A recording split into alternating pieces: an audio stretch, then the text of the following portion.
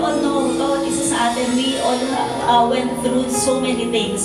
It's like each year that passes by is mas pahirap po ng pahirap po, no? Like it's worsening, getting harder po mga kapatid. And we shouldn't be surprised because last days na po, mas lumalapit na po ang pagbabalik ng ating Panginoon. But despite of all the things that we went through, we were struck down.